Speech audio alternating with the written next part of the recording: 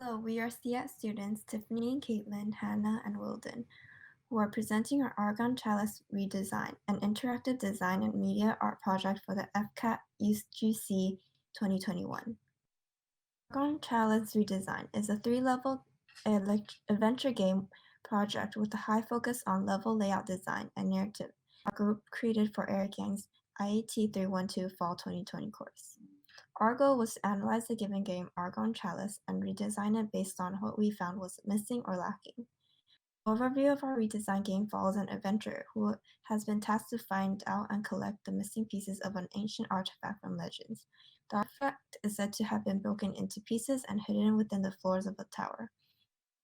Each floor reveals new perils for the hero to face. We did this project over 3 milestones for over the duration for about 3 weeks, from ideation to design to implementation using Minecraft, where we completed our redesign project. For each milestone, we considered the feedback of teaching staff to improve and reiterate our game to be more interactive and interesting for the player to experience. We documented our process and conducted playtesting sessions to find out what we can work on for the rest of the future. The first problem we identified in the game was the lack of clear narrative. To engage players and motivate them to complete challenges, we developed a new narrative inspired by the overall aesthetic of the game. We wanted to give the players a good amount of choice while still maintaining the storyline. We decided on 2 endings as well as differing paths in the middle that allow the player to have a varying experience depending on where they decide to go. For our problem number 2, we had no instructions or introductions within our first iteration. We found that there was no. I'm restarting that. For problem 2, we had no introduction or instructions. So our solution was that we included instructions in the beginning and along the game process as shown as the examples below. So, as a result of our lackluster narrative, problem 3 came up, which was unclear ending and progression of the story and map. So, in our previous iterations of our game, it was difficult to determine what part of the story the player was at. Players could not track their progress, and as a result, the ending was often abrupt and unfulfilling for the people who playtested it. While we had added some progression cues, such as large text that said things such as stage complete, it didn't directly relate to the story and felt a little bit disconnected. The gameplay experience was there, but the narrative experience was not quite. So, we added insightful in-game dialogue inserted in key events during the story to build a stronger narrative. This also allows players to get a sense of progression. They can anticipate major events. In the screenshot below, blue text indicates the dragon's dialogue, the red one is the main characters, and the white text corresponds to the character's monologue or internal thinking. This overall enriches the emotional aspect of the story and helps the player keep track of what's happening. And lastly, the player can see what the protagonist is feeling or thinking at crucial moments in the story.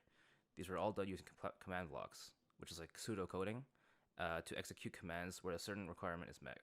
For example, when the boss is defeated, the console recognizes that and executes a command that displays dialogue that corresponds to the actions that transpired.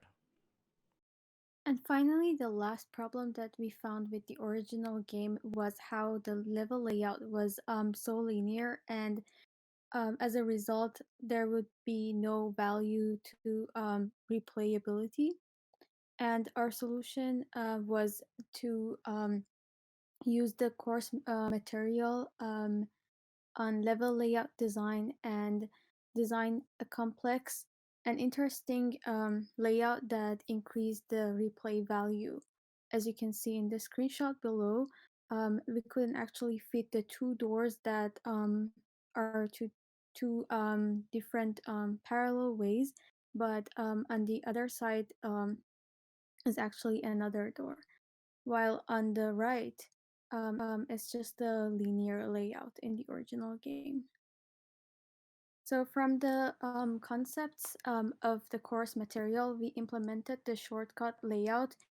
And the thing about the shortcut layout is that where there are 2 parallel paths, the shorter path has more challenges, where the longer path is an easier one and is a very suitable choice for the first level because it wouldn't be too challenging that the player would be completely demotivated if they can't do the more challenging, shorter path. And lastly, some other features of the level layout design includes increasing difficulty in parkour courses, redstone time-based platforms, key to unlock the doors, teleportation triggers to other areas, narrowed hallways to direct, keep items on death, and manual checkpoints. And that concludes our presentation. Thank you for listening. I would like to invite for any questions. Thank you.